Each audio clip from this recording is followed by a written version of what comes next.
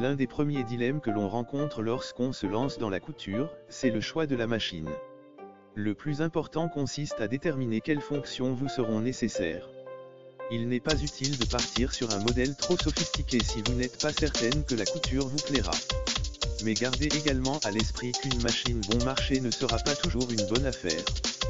L'idéal c'est à la fois une machine simple d'utilisation et proposant suffisamment de possibilités pour vous permettre de progresser.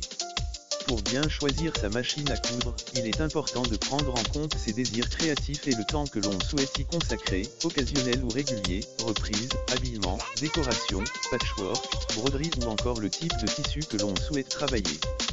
Vos projets vous guideront dans le choix de votre machine à coudre. Quel que soit le budget que l'on souhaite investir ou l'usage que l'on attend de sa machine à coudre, elle doit proposer les points de couture de base, points droits, points zigzag et boutonnières, de préférence automatique en un temps, à défaut en 4 temps. Attention, la mention « boutonnière en 4 temps » signifie que vous devez changer 4 fois vos paramètres de couture afin de coudre les 4 côtés de la boutonnière. Sur une chemise, cela peut être fastidieux.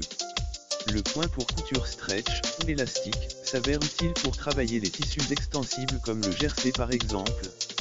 Enfin, le point de surjet, aussi appelé point overlock, permet de réaliser des ourlets de bonne facture, même si un point zigzag serré près du bord peut aussi faire l'affaire.